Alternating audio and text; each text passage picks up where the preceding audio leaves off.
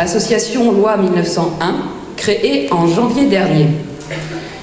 Shark Mission France a pour but d'informer, sensibiliser différents publics afin d'améliorer leur connaissance et perception des requins et parvenir à une meilleure reconnaissance et mobilisation pour assurer protection à ces seigneurs des mers. Quand on aime, on protège. Mais pour aimer, il faut connaître et apprécier. L'ignorance et la méconnaissance n'inspirent que craintes et peurs. Une de nos missions consiste à ce que le plus grand nombre appréhende mieux le rôle fondamental que jouent les requins pour la bonne santé et la vie de nos océans. Ce sont en effet des top prédateurs essentiels qui contribuent fortement à ce que nos océans continuent à nous fournir près de 80% de l'oxygène que nous respirons sur Terre. Aujourd'hui, les squales du globe sont extrêmement menacées. Pour certaines espèces, plus de 90% de leur population a chuté ces dernières décennies. La pratique du shark finning, la pêche illégale, les filets dérivants en sont les principaux responsables. Nous sommes aujourd'hui tous concernés pour préserver ce patrimoine international, ces seigneurs des mers dont l'image a été si tronquée dans les médias et dans les films. Il est grand temps de les réhabiliter et de prendre conscience qu'il est urgent de leur assurer pérennité dans nos mers et océans. SMF est né de la volonté de l'association loi 1901, créée en janvier dernier. Shark Mission France a pour but d'informer, sensibiliser différents publics afin d'améliorer leur connaissance et perception des requins et parvenir à une meilleure reconnaissance et mobilisation pour assurer protection à ces seigneurs des mers. Quand on aime, on protège. Mais pour aimer, il faut connaître et apprécier. L'ignorance et la méconnaissance n'inspirent que craintes et peurs. Une de nos missions consiste à ce que le plus grand nombre appréhende mieux le rôle fondamental que jouent les requins pour la bonne santé et la vie de nos océans. Ce sont en effet des top prédateurs essentiels qui contribuent fortement à ce que nos océans continuent à nous fournir près de 80% de l'oxygène que nous respirons sur Terre. Aujourd'hui, les squales du globe sont extrêmement menacées. Pour certaines espèces, plus de 90% de leur population a chuté ces dernières décennies. La pratique du shark finning, la pêche illégale, les filets dérivants en sont les principaux responsables. Nous sommes aujourd'hui tous concernés pour préserver ce patrimoine international, ces seigneurs des mers dont l'image a été si tronquée dans les médias et dans les films. Il est grand temps de les réhabiliter et de prendre conscience qu'il est urgent de leur assurer pérennité dans nos mers et océans. SMF est né de la volonté de plongeurs ayant eu la chance d'observer ces magnifiques et essentiels top prédateurs. Face à l'injustice qui leur est faite, nous avons décidé d'agir, d'informer et de sensibiliser pour les protéger, également en collaboration avec d'autres associations. Une brochure de recommandation des conduites à tenir en présence de requins en plongée est à votre disposition sur nos stands. Également, le premier kit de sensibilisation élaboré à l'intention des clubs et professionnels de la plongée afin de relayer notre message auprès de leurs plongeurs. Notre brochure, élaborée en version française, anglaise et espagnole, propose quelques conseils aux plongeurs n'ayant eu la chance de vivre l'expérience de l'homme et le requin, la rencontre. Nous avons d'autres réalisations à notre actif et surtout beaucoup de projets. Pour soutenir nos actions, rendez-vous sur notre stand. Je serai à votre disposition à l'issue de la conférence si vous le souhaitez pour discuter avec vous. Patrice Bureau, président de Longitude 181, association co-organisatrice de la soirée, vous fera un point sur la situation sur l'île de la Réunion en conclusion. Point de vue pratique. Une pause de 15 minutes sera faite, alors c'était prévu pour 21h30, je pense plutôt vers 21h45, donc 15 minutes. Elle est reprise à 22 h. Merci également d'éteindre vos téléphones portables pendant la conférence, s'il vous plaît. Nos chaleureux remerciements à nos intervenants de ce soir, Monsieur François Sarano et Monsieur Jean-Marc Rodelet, pour avoir accepté d'animer cette conférence. Monsieur Sarano est docteur en océanologie, spécialiste de la plongée libre avec le grand requin blanc. Entre autres, 13 ans aux côtés du commandant Cousteau, comme plongeur et conseiller scientifique sur la Calypso, fondateur de l'association Longitude 181 Nature, plongeur, conseiller scientifique et co-scénariste du film Océan de Jacques Perrin et Jacques Cuzot, auteur de nombreux ouvrages dont Rencontres sauvages, disponibles à la vente dans la salle. Monsieur Rodelet est président de Shark School Europe, dont l'objectif est de rapprocher les humains des requins, de se concentrer sur l'interaction avec ces animaux et d'analyser les facteurs qui peuvent ou ont conduit à des accidents. Il est instructeur pour la francophonie et a suivi les cours de biologie sur les requins à la Nova Southern University en Floride. Il dispense des cours en anglais, français et italien et intervient dans des émissions de radio et de télévision. Il travaille sur le terrain avec son collègue Eric Richter. Ils rédigent ensemble des ouvrages qui seront bientôt publiés en français. Excellente soirée à tous.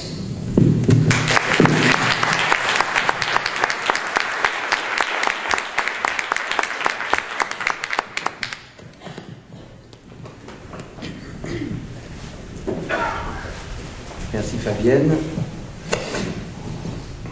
Mesdames, Mesdemoiselles, Messieurs, très chers amis, merci. Ce soir, je ne parle pas simplement au nom des requins, ni seulement au nom de Shark Mission France ou Longitude 181. Ce que je vais vous raconter, je vais le dire au nom de toutes les équipes de films qui m'ont accueilli et avec lesquelles nous avons partagé des moments inoubliables avec les requins. Il y a d'abord eu, évidemment, tous mes amis de l'équipe Cousteau, et je penserai à Weber Falco, qui nous a quittés cette année. Il y a eu, après l'équipe Cousteau, l'équipe de Christian Pétron, avec qui je suis allé à la rencontre pour la première fois, avec le grand requin blanc. Et puis il y a eu l'équipe d'Océan, et il y a plus récemment, avec Nicolas Kelbert et Stéphane Granzotto, et René Euzé qui n'est pas là, une enthousiasmante rencontre avec les requins de Méditerranée. Une plongée, ça ne se fait jamais seul. Je vais souvent employer le jeu. C'est un jeu qui veut dire nous, mais par facilité, il est plus simple parfois d'aller au singulier. Donc, cette histoire, c'est une histoire commune que je vous raconte. Et d'ailleurs, si elle n'était qu'une histoire singulière, elle n'aurait pas la valeur exemplaire que nous tous voulons lui donner. Et nous tous, nous voulons vous dire merci. Et c'est un vrai merci. Parce que si une expérience prend son sens quand elle est partagée, pour celle que nous vivons, nous plongeurs, c'est encore plus fort. C'est encore plus fort parce que, pour ceux qui sont non plongeurs, il est très difficile de comprendre ce que tout d'un coup nous vivons lorsque l'on bascule de l'autre côté du miroir, sous la peau de l'océan. Là, on entre dans un monde qui n'a plus rien à voir avec celui que nous connaissons ici, à Terre. Pas simplement parce qu'il est à 3 dimensions. Sous l'eau, on peut voler comme un papillon. Il suffit d'une simple inspiration et hop, on s'envole. On peut aussi, sans un mouvement, couler sur une expiration et s'approcher d'un mérou qui, comme il nous voit descendre lentement sans bouger, ne s'effraie pas et nous permet de l'approcher. C'est pas simplement non plus parce que cet immense océan, bien plus important que nos terres, est un monde sans barrières, un monde sans frontières, un monde où on peut aller où on veut. C'est surtout parce que cet océan, c'est notre dernier territoire sauvage. C'est tellement inédit à Terre, tellement, que je vais vous dire en quoi c'est beau, en quoi c'est riche, un océan sauvage. Et qu'est-ce que c'est que j'entends par sauvage? C'est un endroit où on peut encore approcher les animaux sans qu'ils fuient. Essayez donc tout à l'heure d'approcher un oiseau.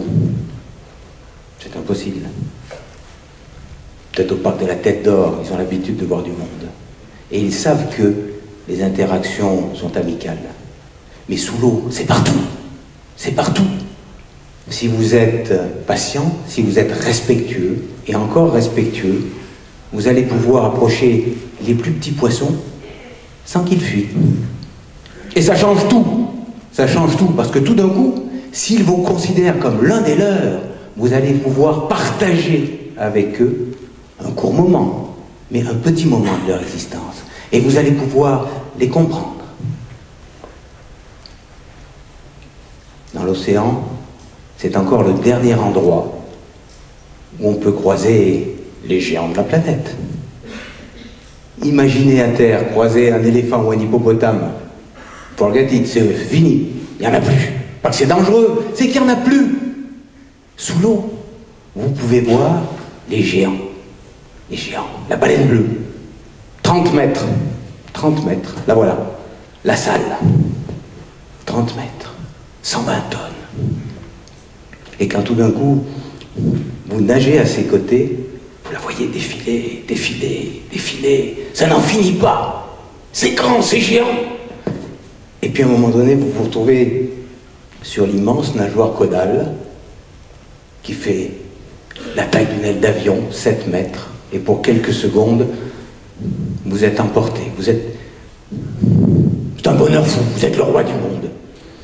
Ça, l'océan vous l'offre. Mais surtout, l'océan, c'est le dernier endroit au monde où on peut rencontrer des grands prédateurs. À terre, on ne pense même pas aller rencontrer un tigre ou un lion. Là encore, c'est pas une affaire de danger. C'est simplement qu'il n'y en a plus. Mais sous l'eau, vous pouvez le croiser, lui. Lui, le grand requin blanc. Lui, le dernier grand prédateur de notre planète. Et pourquoi est-ce qu'il est intéressant, ce sacré requin blanc? Parce qu'il a des grandes dents, parce qu'il est gros, parce qu'il est le symbole de ce monde sauvage. Et si, avec mes amis, nous nous sommes intéressés à lui, c'est pas simplement parce que c'est formidable d'aller nager avec un poisson aussi beau. C'est parce qu'on s'est dit une chose, et c'est la clé de tout ce que nous faisons depuis 15 ans. Si nous arrivons à faire comprendre à chacun d'entre nous que cet animal, un peu encombrant, parfois terrifiant, a sa place à nos côtés, alors je crois que nous devons comprendre que l'ensemble de la vie sauvage a sa place. Si lui qui en est le symbole est celui dont on a le plus peur, on l'accepte, on acceptera tous les autres.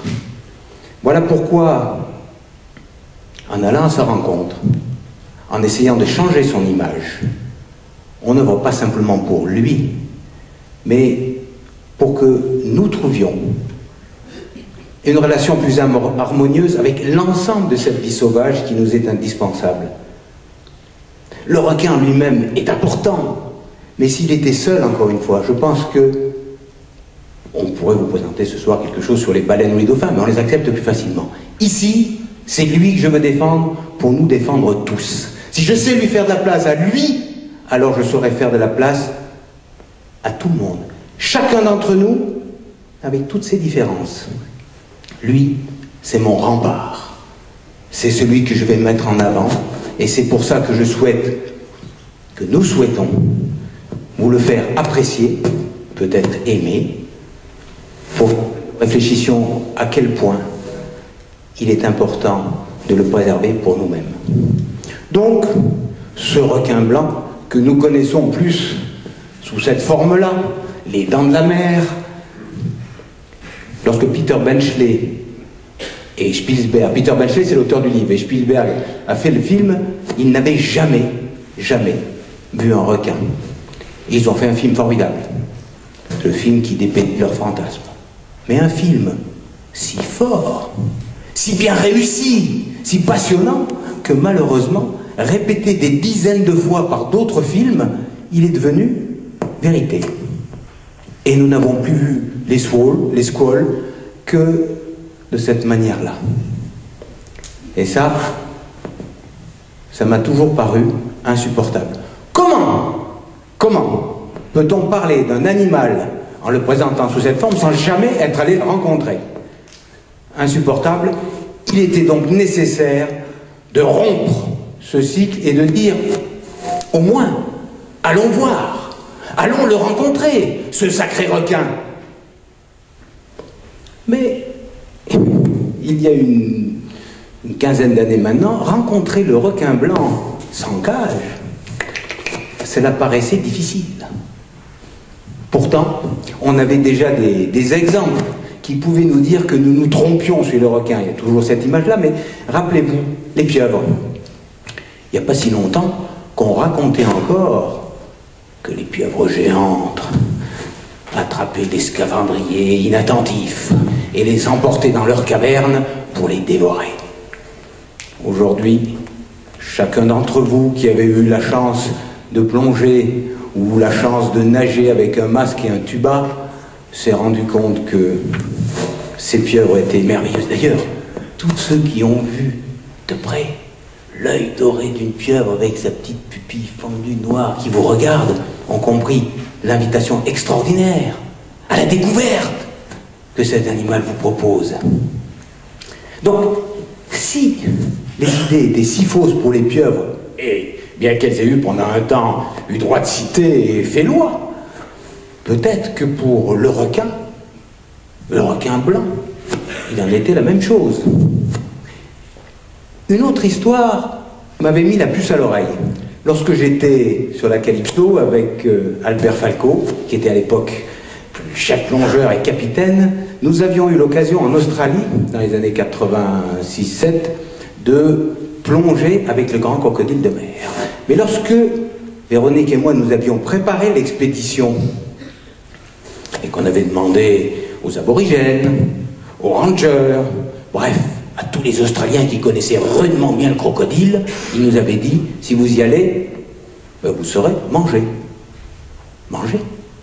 Mais sur quelle expérience de terrain vous appuyez-vous pour dire ça? Et vous allez plonger avec le crocodile? Ah ben non, parce que si on va plonger, on sera mangé. Là, tout d'un coup, ça m'a mis la puce à l'oreille. Et avec mon ami Michel Deloire, nous avons plongé pendant plus d'1 heure avec ce grand crocodile de mer. C'est un crocodile de mer, Porosus, un très gros animal, et qui avait fort mauvaise réputation. Et après 1 heure de film, parce qu'à l'époque on tournait en film, j'ai même pu le caresser. Et tout d'un coup, je me suis dit, plus jamais tu ne croiras aux choses qui sont colportées et qui n'ont jamais été expérimentées. Soyons ouverts à tout, mais au moins, allons voir, allons écouter, allons rencontrer. Donc, si c'était vrai pour le requin, si c'était vrai pour la pieuvre, si c'était vrai pour le crocodile, peut-être est-ce que c'était vrai pour le requin blanc? Mais à l'époque, encore une fois, le requin blanc, c'est comme ça qu'on allait le voir. Et ceux qui sont dans ces cages-là, qui sont mes amis de la Calypso, c'était, je vous assure, des grands plongeurs, bien meilleurs que moi, des grands aventuriers. Et pourtant, le poids des dents de la mer dans les années 90 était tel que même l'équipe, il y a Michel Deloire, il y a Mark Dessington, il y a Chapkin Van Alphen, il y avait Jean-Michel Cousseau, même cette équipe-là qui avait l'habitude de plonger avec tout, n'avait osé qu'une chose, c'était de prendre une cage en lixan transparente pour qu'on ne voit pas les barreaux. Vous allez me dire, mais bon, 90, il remonte à loin. Eh bien, détrompez-vous, parce que quelques années plus tard, en 2000-2002, la plus grande expédition qui s'est faite était faite avec National Geographic. Les scientifiques, les cinéastes, les photographes restaient derrière les barreaux d'une cage. Que peut-on savoir d'un animal lorsqu'on le voit enfermé Si tout d'un coup, je vous enfermais dans une cage et que je vous demande de me raconter la vie à Lyon, vous me diriez, on arrête de jouer. Eh bien, nous jouions. Mais le jeu avec le requin consistait à dire qu'il était un mangeur d'hommes, après l'avoir vu comme ça. Donc le jeu était biaisé. Et pourtant, nous l'avons cru pendant des années et des années. Et quand les premières fois, nous avons souhaité plonger avec le Grand Blanc librement, les scientifiques eux-mêmes, les premiers, ont refusé l'expérience et nous ont dit, pour tous les autres requins, ça va, mais pour lui, jamais. Donc voilà un petit peu dans les années, à la fin des années 90, le début des années 2000, les premières expéditions, la première expédition sur le Grand Requin Blanc. Alors, avant de partir, on s'est quand même dit, avec une si mauvaise réputation, il est préférable de bien préparer l'expédition. Donc, qui est ce Grand Blanc? En 2 mots. Qu'est-ce qu'on savait il y a encore une quinzaine d'années? D'abord que c'est un gros poisson qui peut faire, pour les plus gros, 6,50 m. On en a même pêché un à Malte qui a été mesuré à 7,20 m, c'est contesté, mais 7,20 m, plusieurs tonnes, c'est un poisson colossal. Colossal. Un prédateur incroyable qui est doté de sens, de perception de son environnement que nous ne pouvons même pas imaginer. D'abord, comme tous les animaux marins, il perçoit remarquablement bien tous les sons, la moindre vibration, le plus léger bruit. Parce que l'eau transmet 4 fois mieux que l'air les vibrations. Et lui, c'est un système, entre guillemets, auditif. Et ces vibrations, il sait les reconnaître. Il sait reconnaître et faire la différence entre une vibration ordinaire, celle d'un poisson qui nage normalement, celle d'une vague, et celle anormale, qui lui met la puce à l'oreille et qui lui dit, tiens, là, il y a peut-être quelque chose. Et il va remonter dans le courant vers cette vibration qui lui paraît prometteuse, peut-être un poisson blessé, une otarie, et ceci à des kilomètres. Pareil, un odorat exceptionnel, un odorat, voilà, par ces 2 petites narines de rien du tout là, il arrive à percevoir la moindre molécule, la plus petite odeur, la plus petite saveur, qui lui permet, là encore, en remontant le gradient de concentration vers l'endroit où c'est le plus concentré, de trouver la source, qui peut être une source d'un animal qui sent mauvais parce qu'il est en putréfaction ou de sang. Ah, là encore, de très très loin, d'autant plus loin que les courants emmènent les odeurs et les diffusent dans l'immensité océanique. Et puis ce requin, il y voit très bien.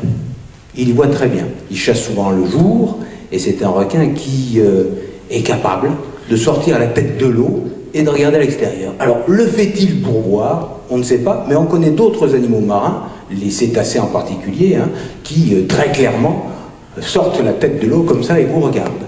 Et le requin blanc est l'un des rares à sortir la tête de l'eau. Enfin, comme les raies, comme les chimères, comme les autres requins, il est capable, lorsque c'est relativement près, de déceler les microchamps électriques. Microchamps électriques, quand on vous fait un électrocardiogramme, ou tout ça, on enregistre ces microchamps électriques. Et lui, il est capable de les sentir grâce à des cellules sensorielles qui se retrouvent essentiellement au niveau du museau, et ainsi de percevoir un animal qu'il ne voit pas, qu'il n'entend pas. Parce que il peut, même s'il est caché sous le sable, même s'il est caché derrière un rocher, le percevoir s'il est suffisamment près. Bref, c'est un animal qui est doté de sens tout à fait exceptionnels. Alors, vous allez me dire, ok, ouais, c'est super, mais à quoi ça lui sert? Et qui chasse-t-il, ce grand requin blanc que nous allons aller rencontrer dans l'eau? Qui chasse-t-il? Bon, bien entendu, d'abord, des poissons. Beaucoup de poissons. Et plus les requins sont gros, ils chassent de gros poissons. Les thons font partie de son menu, mais aussi les petits requins. Dans certains endroits même, les grands blancs sont spécialisés pendant une saison dans la capture et l'alimentation sur les petits requins, les roussettes, toutes sortes de petits requins comme ça. Et puis, certaines saisons, ou dans certains endroits où les mammifères marins sont particulièrement abondants, le requin arrive à attraper des lions de mer comme ici, des otaries, des phoques ou des éléphants de mer, nous le verrons. Les lions de mer sont des animaux qui pèsent 60-70, les plus gros jusqu'à 200 kg, les gros mâles comme celui de là-haut pèsent près de 200 kg. Et surtout, les lions de mer sont des animaux incroyables dans l'eau, d'une vivacité exceptionnelle. Donc le requin blanc ne va pas essayer d'attraper ces lions de mer lorsqu'ils sont près de la côte ou lorsqu'ils jouent dans les vagues. Impossible pour lui. Parce que, encore une fois, ces animaux sont beaucoup plus vifs que lui, beaucoup plus agiles, sont des elfes sous l'eau. Mais le requin est malin. Le requin va attendre que les lions de mer, qui sont partis en chasse, eux-mêmes se nourrissent de poissons, sont partis en chasse pendant la nuit, au large, rentrent près de leur île au moment où l'aube apparaît, la naissance de l'aube. Et à ce moment-là, le requin va nager en profondeur et va commencer à suivre des groupes d'otaries. Lorsqu'il va repérer l'une d'elles, un peu isolée, peut-être un peu moins vive parce qu'elle a trop mangé, alors il la prend en chasse. Et ce qu'il y a de remarquable dans cette chasse, c'est d'une part que le requin fait montre d'une souplesse et d'une agilité qu'on ne soupçonne pas sur ces gros animaux qui font près de 5 mètres, mais encore que lorsqu'il a choisi sa proie, il va jusqu'au bout. Et c'est un fait que je souligne, qui est important, qui va montrer toute la différence que fait le requin entre la proie qu'il a choisie, ses proies habituelles, et nous les hommes qui sommes par hasard, parfois très rarement, mordus. Parce que le requin ne revient jamais. Tandis que là, je peux vous dire qu'il ne la lâchera pas, cet otage. Il ne la lâchera pas, il ira jusqu'au bout. Quand le requin rate l'otarie et que l'eau est calme, eh bien, il peut sauter à plus de 2 mètres de l'eau pour la capturer. Voilà un petit peu l'animal que nous voulons aller croiser sous l'eau. Mais le croiser où? Où sont les requins blancs? Ben voilà, là où il y a du rouge. Et là où il n'y a pas de rouge, il y en a peut-être aussi. Parce que comme personne n'a plongé, on ne sait pas grand-chose. Bref, des requins blancs, il y en a partout. Même ici, chez nous, en Méditerranée. Ils étaient très abondants il y a encore quelques dizaines d'années, beaucoup plus rares aujourd'hui, mais encore une fois, le plus grand requin qu'on ait jamais pêché, c'est à Malte qu'il a été pêché. Et vous pouvez voir régulièrement dans les journaux des captures en Tunisie, à Sète, de requins énormes qui font plus de 5 mètres. Donc quand on est face à une situation comme celle-ci, on se dit, ok, où est-ce qu'on va? Et la première fois, avec Yves Lefebvre, Christian Pétron, on s'est dit, on va aller en Afrique du Sud. En Afrique du Sud, pourquoi en Afrique du Sud? Parce que dans la zone qui est entre le cap de Bonne-Espérance et la pointe de l'Afrique, qui est Cape Point, et non pas le cap de Bonne-Espérance, il y a une zone de mélange des eaux atlantiques et de l'océan Indien tout à fait remarquable. C'est un endroit où le courant froid qui remonte d'Antarctique amène des sels minéraux, ces sels minéraux, sels nutritifs, permettent aux algues d'exploser, de pousser, et les petites crevettes, les sardines se gobergent de tout ça. Quand il y a beaucoup de sardines, beaucoup d'otaries, quand il y a beaucoup d'otaries, il y a beaucoup de grands blancs. Donc c'est un des endroits les plus favorables à la rencontre avec les grands requins blancs. Mais honnêtement, nous n'aurions pas choisi cet endroit-là si, à l'époque, il y avait eu un homme tout à fait remarquable, et qui s'appelle André Hartmann. André Hartmann, chasseur sous-marin, qui avait l'habitude d'aller tirer son poisson sur le territoire du Grand Blanc. Mais il le faisait tout naturellement. De temps en temps, il en croisait, mais rien ne se passait, rien d'exceptionnel. Et comme ça, l'histoire se serait arrêtée là, et nous ne serions pas ici si, un jour, l'un des requins ne l'avait pas suivi, et le requin, un petit peu à cause de sa perception, comme je vous l'ai dit tout à l'heure, des microchamps électriques, était venu près de son moteur. Le moteur, c'est quelque chose qui fait pile, hein, il y a de l'électrolyse, il y a une anode, il y a une cathode, ça fait électrolyse, et donc pour les requins, tout ce qui fait ces microchamps électriques, c'est quelque chose qui l'attire, parce que pour lui, ça mime le vivant. Donc le requin approche du moteur, et là, bêtement, André pousse le requin sur le nez. Et grosse surprise, le requin ne mange pas André, le requin n'avale pas le bateau, non, le requin reste comme ça pendant quelques secondes, extatique. Les dents de la mer complètement... Oh, incroyable. André refait plusieurs fois cette expérience, nous appelle, enfin bref, je fais court, nous nous retrouvons quelques mois plus tard en Afrique du Sud, pour la première fois avec une équipe de cinéma importante, pour filmer ce grand requin blanc, grâce à André, librement, et tout d'un coup, parce que ça devait être diffusé mondialement, changer l'image du grand requin blanc. Alors, l'équipe, en bref, c'était la première fois, je vous garantis que il fallait qu'on soit très solidaire. Alors, l'équipe, c'était Yves Lefebvre, qui est en noir, et qui était le caméraman, à côté de Jean-Michel. Sur ma droite, c'est Lionel Pozzoli, qui était le photographe, et dont vous avez vu quelques photos. Derrière, il y a André Hartmann. Marco, qui était le chef plongeur. Pascal Zimadec et Luciol, qui s'occupaient des appareils un petit peu... On avait des recycleurs à l'époque, on ne les utilisait pas trop, donc des appareils un peu complexes qui permettent de rester plus longtemps dans l'eau. Et donc c'est ensemble que nous sommes partis rencontrer le grand requin blanc. Alors, on y va, on prépare ça, on est prêt. Avant qu'on parte, tous nos amis, très gentiment, nous ont envoyé des extraits des Dents de la Mer, de Peur Bleue, de tout le film où on voit...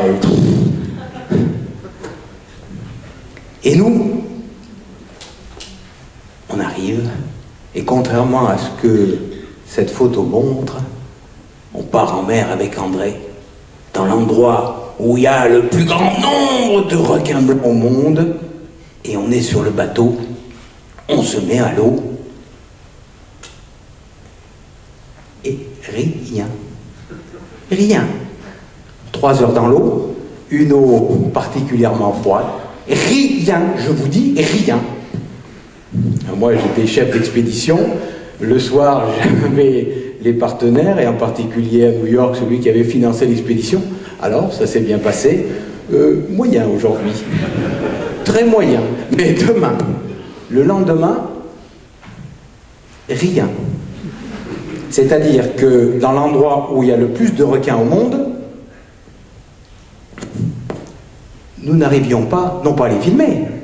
Nous, on voulait ramener un film. Un film, c'est pas un plan. Comment? Allez voir. Donc, bref, plan de bataille. André nous dit, ben, il faut les attirer. On va les attirer. On met donc dans l'eau un jus de broyat, de foie de requin extrêmement odorant.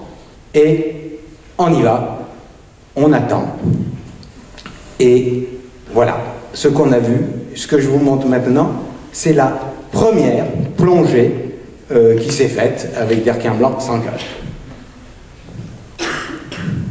Donc, comme l'eau est très froide, elle est très froide. On se met à l'eau, on va y rester 3 heures, entre 3 heures et 3 heures et demie. Donc on met, pour ceux qui ne connaissent pas, des combinaisons étanches dans lesquelles on met des gros pullovers, surtout moi qui ai toujours froid, et ça permet d'attendre le requin. Parce que le requin blanc, mangeur de tout ce que l'on veut, ben, il est très très très timide.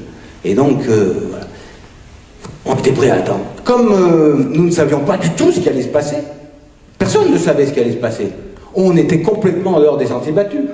Donc on avait pris avec nous des bâtons de ski pointés.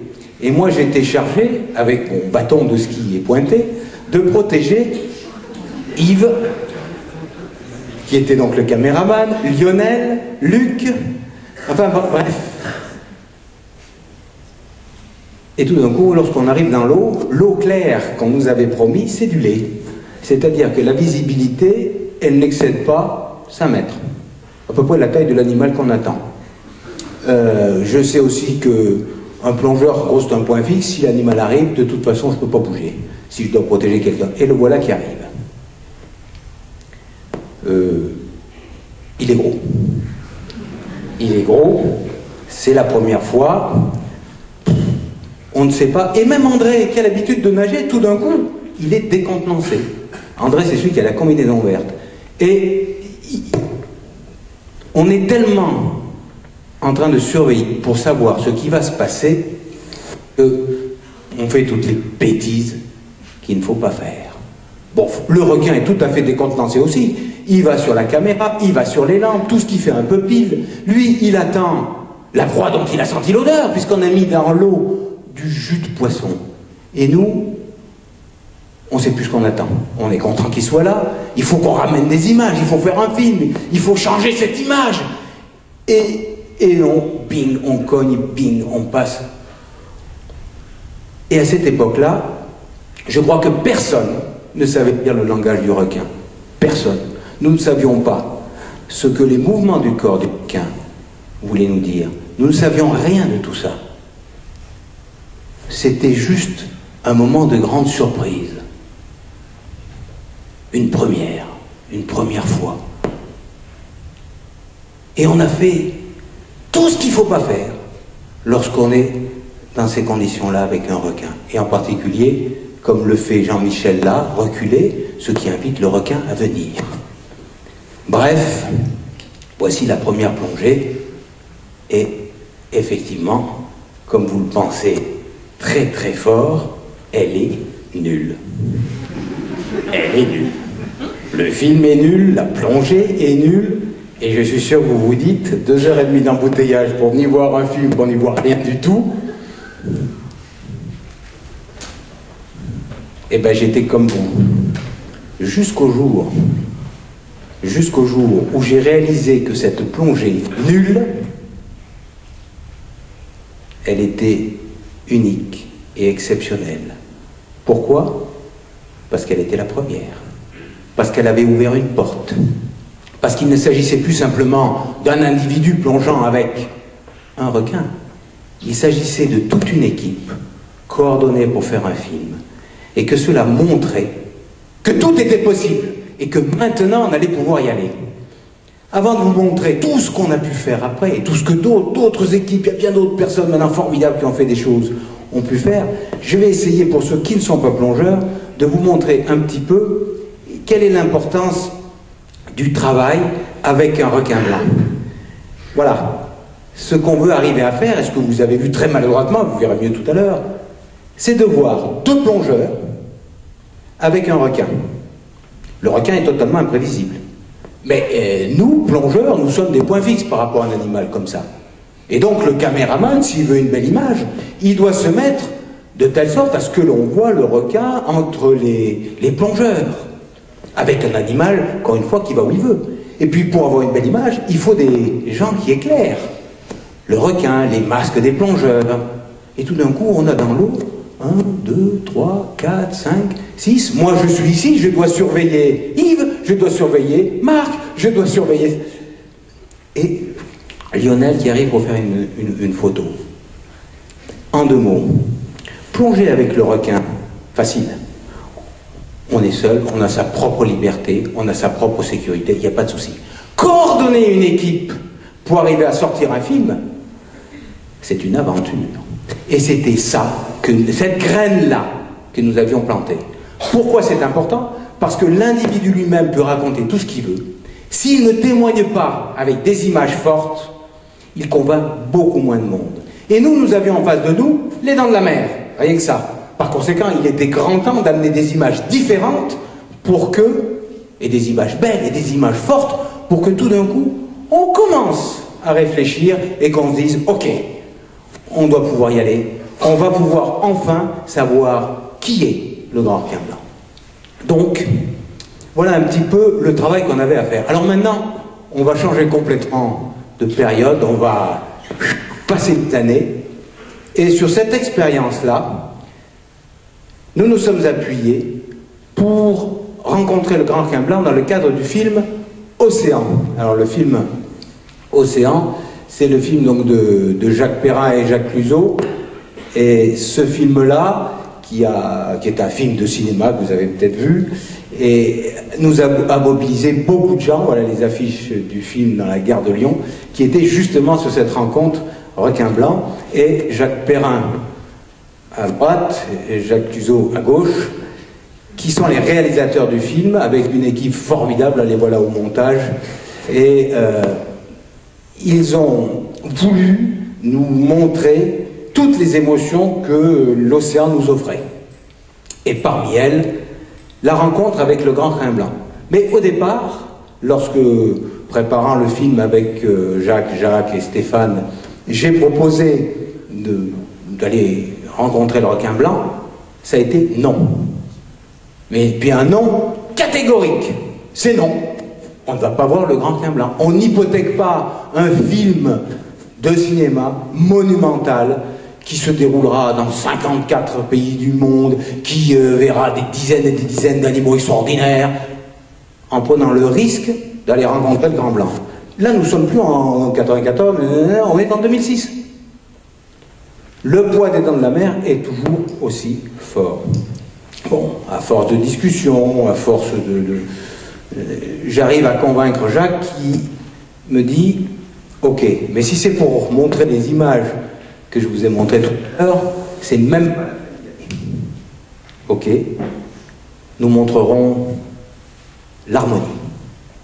L'harmonie entre le grand requin blanc et un plongeur. Et donc on prépare ça à nouveau. Et on décide de changer complètement d'endroit. Non plus l'Afrique du Sud, où les requins sont nombreux, mais où vous l'avez vu, l'eau est trouble, on est sur le fond.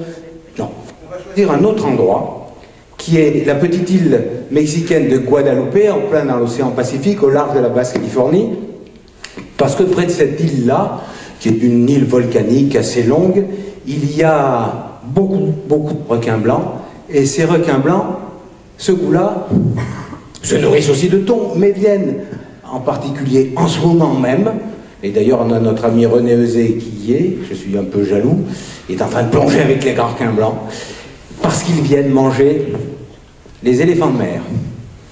Éléphants de mer, par rapport à tout à l'heure les lions de mer, on change d'échelle. L'éléphant de mer ici, le mâle, là c'est 1 tonne et... Alors les requins blancs ne s'attaquent pas toujours au gros mâle, mais on est quand même à la taille au-dessus. Et puisqu'on est à la taille au-dessus, les requins blancs à Guadeloupe, c'est aussi la taille au-dessus. Je vais vous montrer. Donc voilà ici ceux dont ils viennent se nourrir, petites otaries, qui sont spécifiques de cette île, c'est les otaries de Guadeloupe, et une famille, enfin mère, enfin famille, la femelle et son petit, et un mâle. Et c'est lorsque les éléphants de mer se mettent à l'eau, le plus souvent, que les requins essayent de les surprendre. Et à Guadeloupe, les requins, c'est beaucoup plus gros. On n'est plus dans le 4 mètres, 4 mètres 50, on est dans le 5 mètres et plus. Et tout d'un coup, les quelques centimètres en plus, 50, 70 centimètres, c'est très gros. Les requins, ils grandissent à un moment donné, ils grandissent moins, mais alors, ils ont des encolures qui sont énormes. Des requins très, très gros. Autre chose de remarquable à Guadeloupe, l'eau est bleue, claire. Et pour le film, évidemment, c'est beaucoup mieux. Mais surtout, et ça change tout, il n'y a pas de fond. Vous êtes dans le bleu. Vous avez 100, 120, 130 mètres au-dessous des palmes. Et cela permet d'être tout d'un coup seul avec le requin. Il n'y a plus l'interférence du fond, des algues. Ça donne une relation beaucoup plus personnalisée, une relation beaucoup plus forte avec l'animal. Donc nous avons choisi cet endroit-là, en disant également, celui qui rencontrera le requin blanc, le plongeur qui rencontrera le requin blanc, va montrer qu'il, puisque c'est un film que nous faisons pour démontrer l'harmonie de la relation, va démontrer une qualité d'écoute, d'attention envers l'animal. Et donc, j'ai proposé à Jacques d'emporter avec moi mon ardoise à dessin, mon ardoise à croquis, mon ardoise à notes, en faisant une sorte de palette à dessin pour que ce soit plus cinématographique. Et donc, voilà, j'avais une palette à dessin, et au cours des plongées, j'essayais de faire des croquis des attitudes du requin. Croquis, hein. On ne peut pas du dessin sous l'eau, et après ça, on prend son cahier, on refait ses croquis, et ça donne des dessins qui sont un peu meilleurs. Mais surtout, on prend des notes. Mais ce qu'il y a d'important, c'est de dire, si je ne suis pas avec un pic, une arbalète, un appareil photo, un truc, tout d'un coup, je m'impose une attention, je m'impose un regard, je m'impose une nouvelle relation avec l'animal. Et donc, du point de vue symbolique, c'était très important. Voilà donc la plongée, les plongées qui ont amené à la petite séquence qui est dans le film Océan. Plusieurs plongées, plusieurs requins différents. Vous vous en doutez bien, pour faire une séquence, il faut multiplier les plans. Par conséquent, ce n'est pas le même requin, et ça a d'autant plus de valeur que ce sont des requins différents. C'est-à-dire qu'avec tous les requins que nous avons vus, nous avons eu ce type de rencontres et de relations. Donc, ça a été tourné, une séquence tournée pour le film Océan, et nous sommes dans ces eaux magnifiquement bleues de Guadeloupe.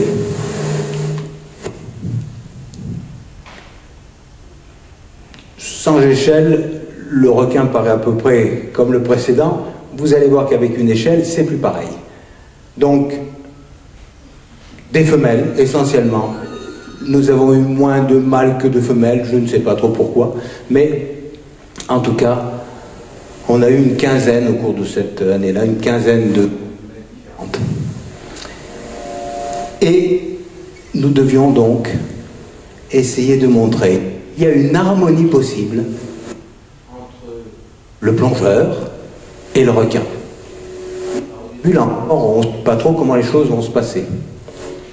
Et on essaye d'approcher le requin, parfois maladroitement, je le reconnais, mais l'idée était de nager aux côtés du requin, et j'avais même dit à Jacques, je vais le prendre sous le museau et je vais remonter ventre contre ventre avec lui. Vous allez voir, c'est ce que j'essaye après, mais qui n'a pas tout à fait aussi bien marché que ce que j'espérais, parce que lorsque je me casse pour monter avec lui, il mord la tablette. Donc, pas si facile. C'est très facile d'avoir une rencontre face à face. C'est ultra facile, c'est tout de suite. Mais l'harmonie, la nage côte à côte, beaucoup plus dur. J'expire trop fort, je fais peur au requin. Des heures de plongée avec des tas de requins différents. Et puis un jour, un requin plus gros, plus fort, plus sûr de lui, qui vous accepte.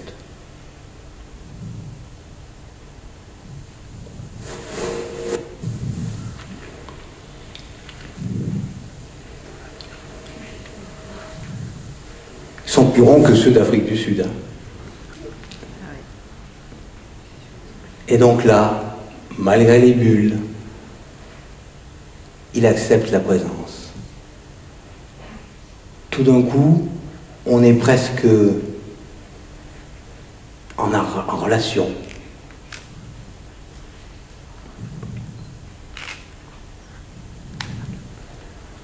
Et une autre chose que nous avions dit aussi avec Jacques et Jacques, c'est que quelle que soit la proximité, quelle que soit l'envie, on ne caresse pas, on ne s'accroche pas, on ne touche pas le requin.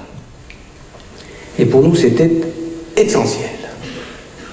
C'était essentiel parce que, surtout dans des images comme ça qui sont censées présenter la vie sauvage, il était essentiel que nous ne présentions pas cette vie comme quelque chose soumise à nos caprices.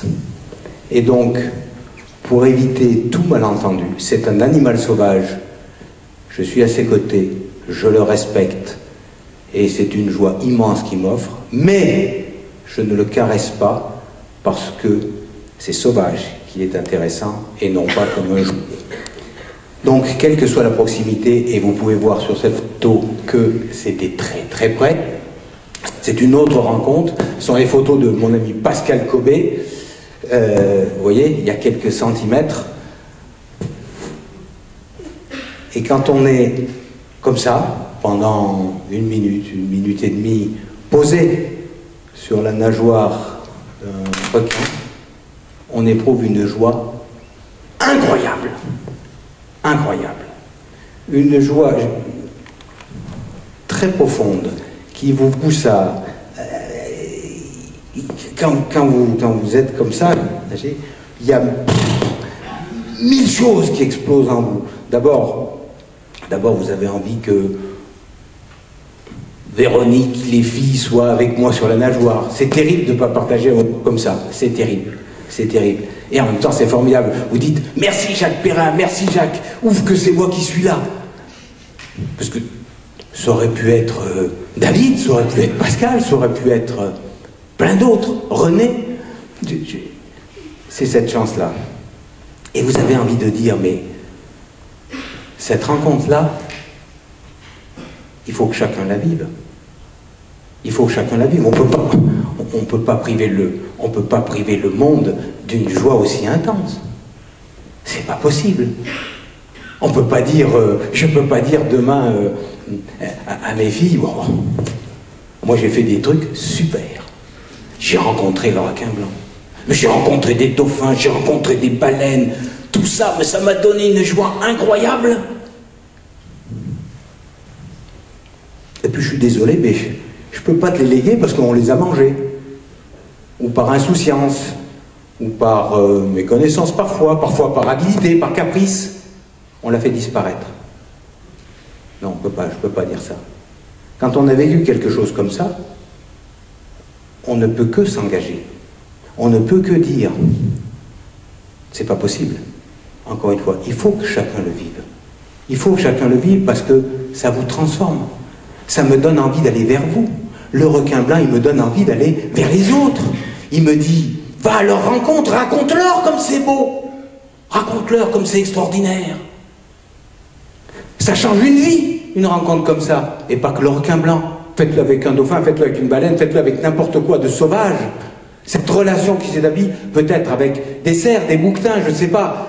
Tout d'un coup, vous dites, mais...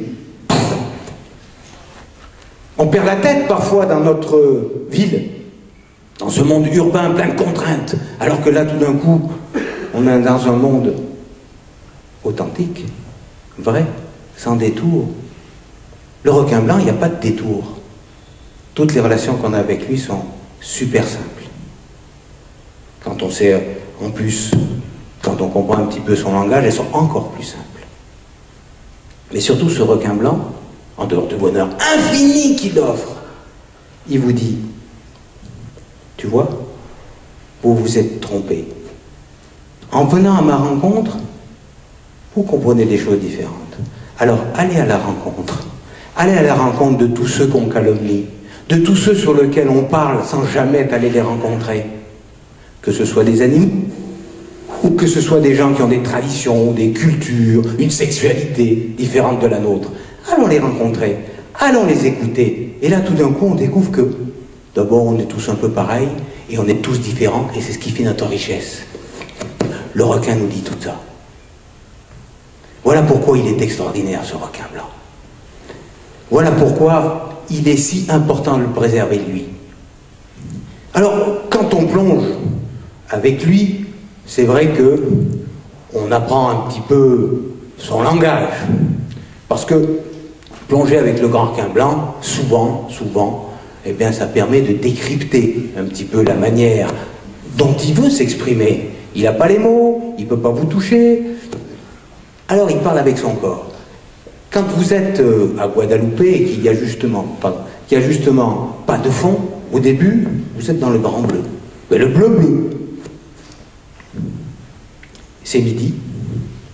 Vous avez juste les rayons du soleil qui rentrent dans l'océan et qui convergent en un point, en un point, et puis ils disparaissent.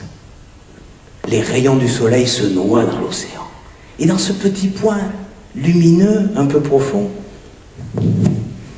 vous avez vu quelque chose, c'est sûr. Ça commence à tourner, c'est une sorte de ligne grise. Et tout d'un coup, cette ligne grise, elle prend des formes, elle prend des muscles, elle prend des nageoires, et elle devient requin blanc. Et là, elle monte vite, parfois très vite. Elle monte très vite en baissant les nageoires comme ça. Pourquoi? Parce qu'elle veut vous intimider.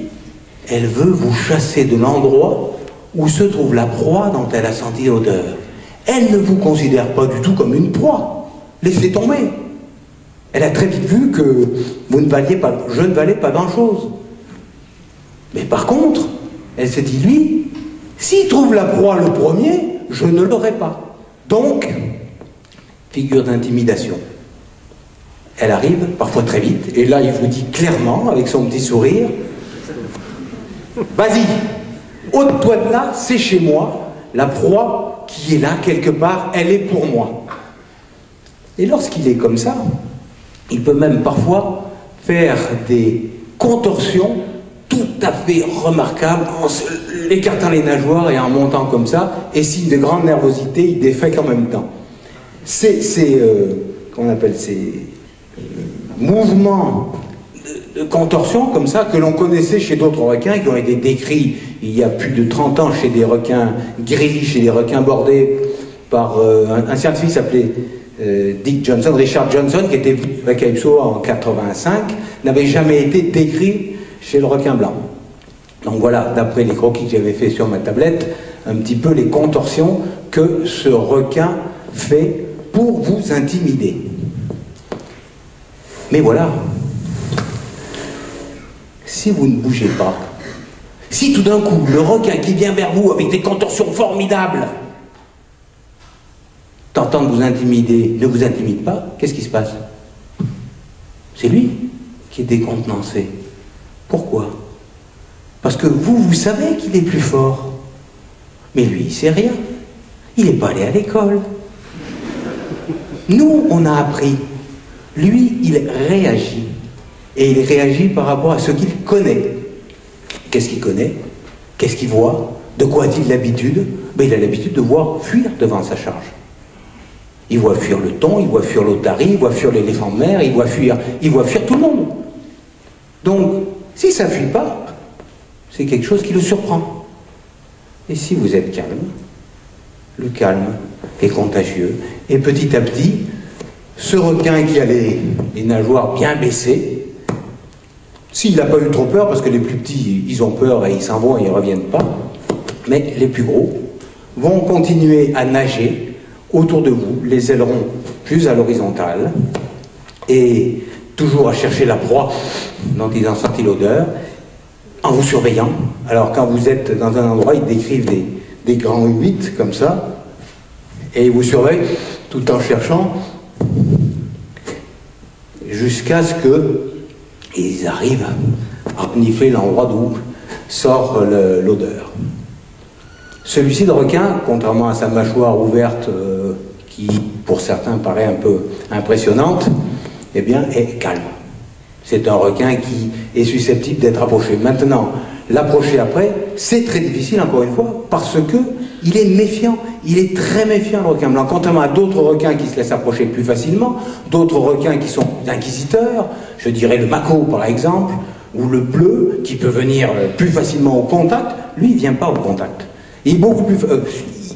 tous les requins ne réagissent pas de la même manière.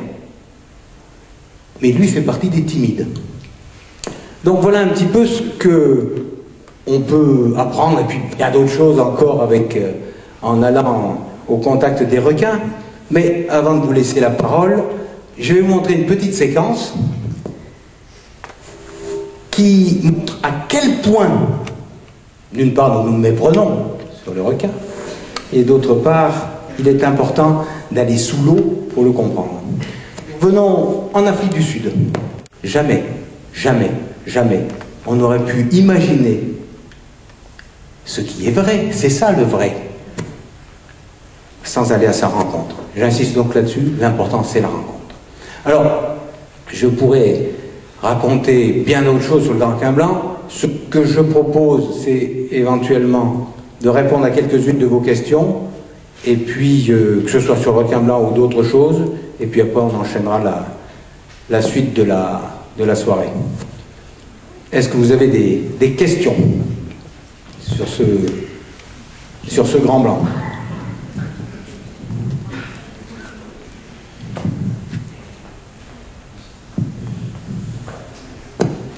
Il y en a une autre. Moi je la répéterai alors. Les scènes que vous avez tournées sur l'océan se déroulaient à quelle profondeur se déroulaient les scènes que nous avons... Enfin, la scène, elle est faite donc de multiples plongées. En général, nous ne descendions pas en dessous d'une vingtaine de mètres. Une fois avec David, d'ailleurs dans la séquence où je nage côte à côte avec le requin blanc, nous sommes allés à 27 mètres, ce qui a été vraiment de très loin et l'unique plongée à cette profondeur-là. Pour de multiples raisons. D'abord parce que la visibilité était moins bonne, il y a moins de lumière. Ensuite parce que on reste moins longtemps, parce que lui il était un recycleur et moi pour des raisons cinématographiques j'avais choisi la bouteille. Par conséquent nous ne voulions surtout pas aller profond. Et l'autre chose, ça ne sert à rien d'aller les chercher profond les requins. Ils peuvent aller de toute façon bien au-delà des profondeurs que vous pouvez atteindre. Mais en revanche, comme avec les odeurs, on les attire près de la surface, on a une grande facilité à les voir en surface. D'ailleurs, la plupart des scènes, nous essayons de les tourner dans les 15 premiers mètres, pas plus profond. De toute façon, la profondeur n'a d'intérêt que si on a vraiment quelque chose d'extraordinaire. En général, quand on fait un film, quand on est plongeur, enfin moi, plongeur, j'essaye surtout de ne pas aller profond. Il faut vraiment quelque chose de formidable pour aller profond, où c'est beaucoup plus difficile de filmer et et où le temps où on peut rester beaucoup plus bref. Mais pour océan, voilà, cette plongée-là, 27 mètres. L'approche se fait systématiquement avec des leurres, enfin, en tout cas de l'odeur, ou bien on arrive à les rencontrer en direct Alors, mon expérience, qui s'appuie sur des plongées en Afrique du Sud en 2000, en Afrique du Sud en 2003, en Afrique du Sud en 2006, à Guadeloupe en 2006, à Guadeloupe en 2011, se sont toujours faites, toujours, avec de l'odeur. Chaque fois que je suis allé plonger sans odeur, dans les mêmes endroits, je n'ai pas vu de requin. Une fois au cours du film, au cours du tournage d'Océan, la deuxième équipe est partie sur la côte filmer les éléphants de mer pendant que nous nagions avec les requins blancs. On était à 1 kilomètre de distance. Ils ont vu passer un grand mâle, mais le grand mâle, c'était à, je sais pas, au moins 25-30 mètres d'eux. Si vous avez vu le film, la série Le Peuple des Océans, cette séquence avec le mâle est mise dans le film, parce qu'il passe un petit peu loin, il est mystérieux, mais voilà, il ne s'approche pas des plongeurs. Et je dirais même, il y a des centaines de plongeurs qui ont plongé avec des grands requins blancs. Chaque fois que vous allez plonger dans un coin où il y a des otaries, chaque fois que vous allez plonger dans un coin où il y a des proies des requins blancs, vous plongez avec des requins blancs. Ils vous ont vu, ils vous ont entendu, ils savent que vous êtes là. Vous, vous ne les voyez pas, mais ils sont là. On dit j'ai plongé avec le requin blanc lorsque moi je l'ai vu. Mais c'est une erreur. On a plongé avec des requins blancs parce qu'ils sont là. Hein, on a une fâcheuse tendance à croire que n'existent que ceux qu'on voit. Ben non, ils sont là quand même. Et je vais vous raconter une anecdote. On était en Nouvelle-Zélande avec la Calypso en 87. On était sur la côte est de l'île du Sud. C'est une immense plage sableuse après la pointe de Christchurch là. Il y a des grandes plages de sable où viennent pondre les poissons éléphants. Mais l'eau y est très trouble. Et nous voulions filmer absolument le poisson-éléphant. Donc on a fait, je ne sais plus combien de plongées, d'heures de plongée dans peu d'eau pour trouver ces poissons-éléphants. Et nous sentions les requins qui étaient là.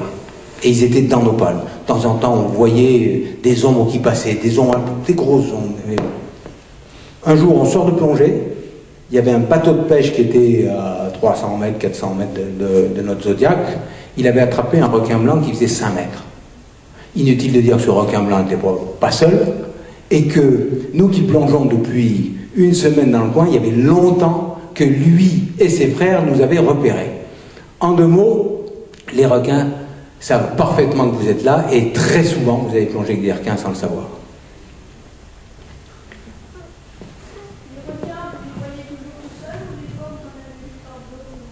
Alors, les requins, est-ce qu'on les voit tout seuls, par 2 ou par 3? Alors, ça dépend des espèces.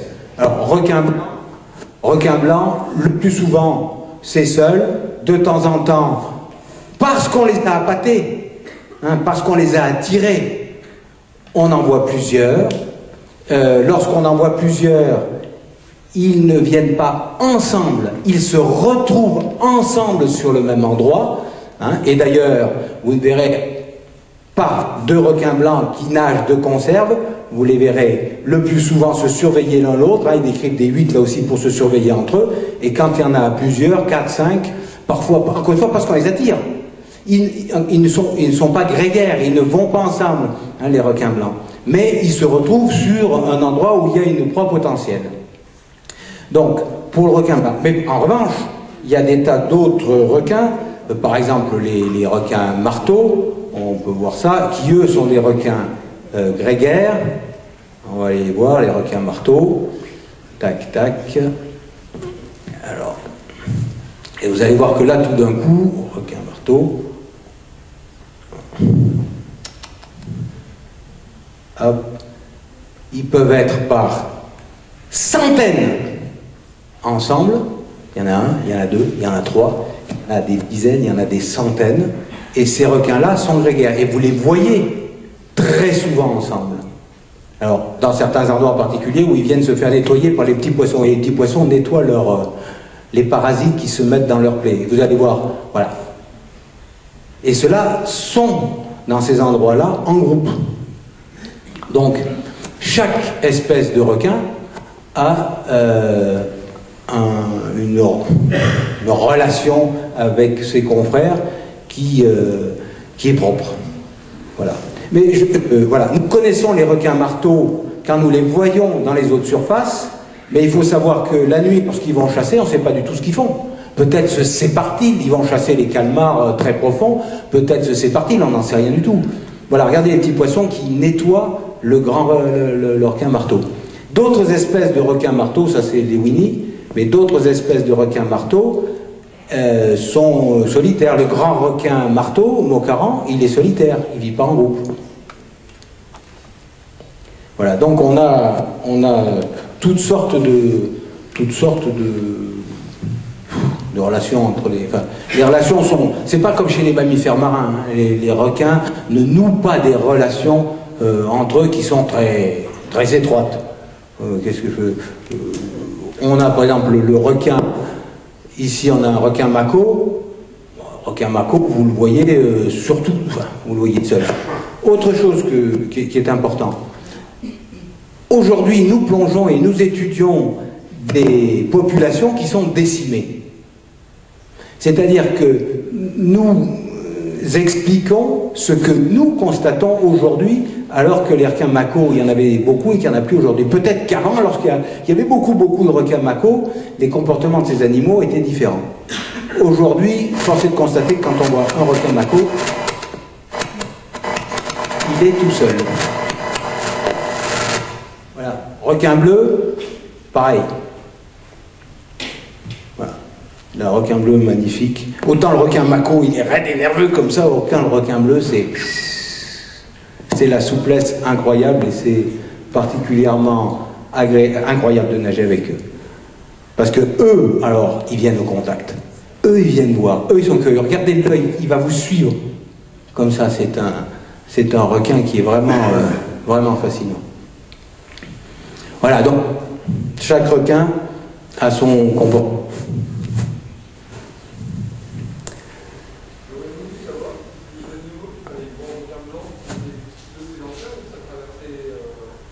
Alors, le requin blanc est-il sédentaire ou traverse-t-il les océans? Alors, jusqu'à il n'y a pas très longtemps, au moins au milieu des années 90, on disait que le requin blanc était un requin plutôt côtier, plutôt sédentaire sur un territoire relativement vaste et ayant une préférence pour les eaux peu profondes, avoisinant 13 degrés. C'est ce que vous pouvez lire dans des livres un peu anciens. Bon, bref, on a mis sur certains requins des balises, on a appris à les reconnaître, je vous montrerai tout à l'heure comment est-ce qu'on les reconnaît, et tout d'un coup on s'est aperçu que tout ce que nous croyions savoir était erroné. Exemple, on a mis une balise sur un requin en Afrique du Sud, 3 mois après on l'a retrouvé en Australie, il avait traversé l'océan Indien, 4 mois après il était revenu en Afrique du Sud. Surprise, pour un requin sédentaire, ça faisait mal. On a mis une balise sur un requin dans le détroit de Foveaux, qui est en Nouvelle-Zélande. Il y a 3 îles, il y a l'île du Nord, l'île du Sud, puis une petite île qui est l'île de Stewart. Et là, il y a un détroit qui sépare l'île du Sud de l'île Stewart, c'est le détroit de Foveaux. Il y a beaucoup de requins blancs. On a mis une balise sur l'un de ces requins. Il est remonté jusqu'en Calédonie et dans les îles Salomon. Là aussi, grande migration, mais surprise, on croyait qu'il vivait que dans des eaux plutôt fraîches. Le voilà dit pas qu'il est dans les eaux chaudes. Ah, ça change la donne. Après ça, il y a toute une population qui est très étudiée, c'est celle de Guadeloupe et celle de Californie. Là, on a mis beaucoup de balises sur beaucoup de requins, et les requins sédentaires, on s'est tout d'un coup rendu compte qu'ils partaient régulièrement de Californie, et certains passaient à Guadeloupe, ceux de Guadeloupe partaient, puis ils traversaient la moitié de l'Atlantique pour aller à Hawaï. Ils arrivent à Hawaï, ils tournent, ils reviennent vers l'est, et là tout d'un coup, ils s'enfoncent, 700 mètres, 800 mètres, et là ils restent pendant un moment. Et tous les requins restent là pendant un moment, au point que les scientifiques ont appelé cet endroit le café des requins. Qu'est-ce qu'ils y font? On ne sait pas. Mais ce qu'on sait en revanche, c'est que certains d'entre eux passent de 700 mètres de profondeur à la zone de surface pendant la nuit et redescendent après. C'est-à-dire qu'en 24 heures, ils passent d'une eau qui avoisine les 6-7 degrés à une eau qui fait 26 degrés. Pour un requin qui émet l'eau à 13 degrés, ça ne marche pas. C'est-à-dire que chaque fois qu'on a mis sur un animal une balise qui nous a montré un petit peu ce qu'il faisait quand on ne pouvait pas le voir, eh bien il nous a décontenancés. Voilà pourquoi il est important d'aller l'étudier, parce qu'il va encore nous apprendre beaucoup de choses. Mais quand on est plongeur et qu'on n'a pas de balise, comment on reconnaît les requins? D'abord, on reconnaît les mâles des femelles. Les mâles, au niveau des nageoires pelviennes, ont 2 ptérygopodes, 2 sexes, très, très apparents, alors que les femelles, évidemment, n'en ont pas. Donc, on reconnaît déjà mâles de femelles. Mais après ça, ce qui est intéressant, c'est de reconnaître les individus entre eux. Parce que lorsque tout d'un coup on reconnaît chaque individu, on peut raconter son histoire. Et on peut savoir où il va, qui il est, avec qui on le voit, à quelle heure on le voit, etc. Sinon c'est un paquet de requins. Mais là moi je peux vous dire que celui-ci, qui a ici une robe dont la partie supérieure n'est pas en relation avec la tache sombre qui est sur la pelvienne, qui a une petite tache blanche ici, et puis bon, des marques particulières ici, n'est pas le même que celui-là, tout de suite. Hop, ici, c'est relié. Et donc, en regardant le dessin de la robe, on arrive non seulement à différencier les requins, mais à les reconnaître les uns des autres. Par exemple, voilà quelques notes de tablette que j'avais prises, et à chaque fois, vous voyez, il y a des requins différents, ce qui permet d'établir une sorte de bestiaire, qui permet après de le comparer souvent à des photos, parce que maintenant on fait beaucoup de photos, mais de se dire, tiens, celui-ci, je l'ai déjà vu il y a 3 ans. Les gens qui retournent régulièrement plonger à Guadeloupe se disent, tiens, ah ben, lui, j'ai déjà vu. Quand nous étions avec Nicolas et Stéphane à Guadeloupe, j'ai retrouvé un requin que j'avais vu 5 ans auparavant. Et tout ceci simplement parce que on peut reconnaître les marques. Dans d'autres endroits, on essaye d'identifier les entailles, oui, qu'il y a sur la partie arrière de la nageoire dorsale. Alors vous allez me dire, bah, oui, mais ça change. Bien sûr que ça change. Cependant, Même si cette partie-là change, par exemple, la partie du haut avec cette petite pointe particulière, elle est très caractéristique. Il y a peu de chances que ça se retrouve sur un autre requin. Donc, en photographiant les nageurs comme ça, vous vous dites, ah, hey, il y a un indice, je peux les reconnaître. Et surtout, dans une journée, vous pouvez vous dire à tous les coups, j'ai nagé avec 4 requins différents. Vous voyez, c'est sûr que c'est pas le même. Donc, tout ça permet encore une fois de personnaliser la rencontre avec le requin. Et ça change beaucoup. Ça permet aussi, quand on regarde attentivement, de ne pas le confondre avec une otarie.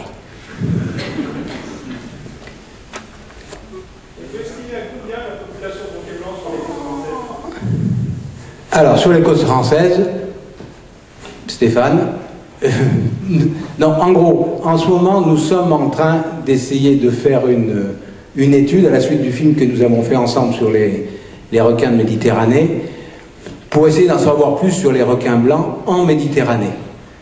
La population sur les côtes françaises, si quelqu'un vous donne une estimation, voilà, je voudrais bien la rencontrer. On ne peut pas faire d'estimation, on ne sait même pas. On n'a aucune idée du nombre de requins blancs en Méditerranée occidentale. Aucune idée. Ce qu'on sait, c'est qu'il y a 150 ans, il y en avait énormément. Comment le sait-on? Parce qu'il y a des scientifiques, et en particulier un naturaliste qui s'appelle Marcel de Serres, et qui a beaucoup écrit sur les migrations des animaux et celles des poissons en particulier en Méditerranée, et qui a fait des enquêtes utilisant les premières statistiques de pêche, et vous trouverez dans ses écrits qui datent de 1840 le mot même de statistique, statistiques des débarquements à Marseille, à Toulon et dans certains ports de la côte méditerranéenne, et utilisant ces statistiques, il écrit comment, lorsque les bancs de thon innombrables, innombrables à l'époque, arrivaient le long des côtes, eh bien, lorsqu'ils étaient attaqués par les requins blancs, certains d'entre eux, repoussés par la horde, s'échouaient sur les plages à Nice. Ça vous donne une idée de la richesse de la Méditerranée et du nombre des requins blancs. Le requin blanc était un des requins les plus abondants. Aujourd'hui, à cause des pêches accessoires, à cause de la diminution des captures, à cause d'un certain nombre de facteurs qui ont fait que cette population très fragile a périclité, on ne peut pas savoir. On sait, oui, cette année, l'année dernière, il y a eu 5 requins blancs capturés en Tunisie. Pourquoi en Tunisie? Parce que c'est un endroit où il y a une grosse pêcherie de thon, il y avait des madragues, et vraisemblablement, c'est une zone où les requins blancs viennent se reproduire. Le golfe de Gabès est une zone sableuse peu profonde, favorable à la reproduction des requins blancs. En tout cas, les femelles capturées dans cette zone-là sont très généralement pleines et prêtes à accoucher. Maintenant, on voit de temps en temps des requins blancs sur les côtes françaises. Il y a des plongeurs qui en ont signalé assez régulièrement sur les côtes italiennes, mais c'est tout ce qu'on peut dire. C'est tout ce que je peux dire. Maintenant, j'espère que le projet que nous essayons de monter nous permettra d'en dire plus dans quelques années.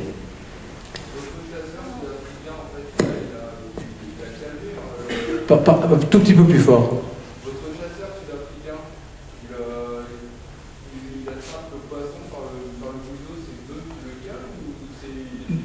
Eh bien, alors, donc André Hartmann, d'autres le font aujourd'hui, Michael Rutsen, qui était un élève d'André Hartmann, enfin bon, caresse cette zone-là. Cette zone-là, comme je vous l'ai dit, est avec des capteurs sensoriels très importants. C'est une zone extrêmement innervée.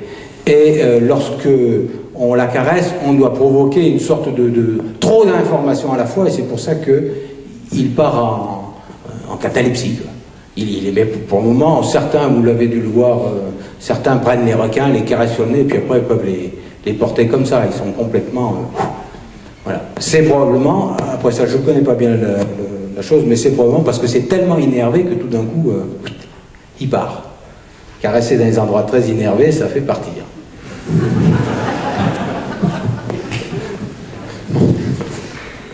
Bien. Dernière question. Pardon, non.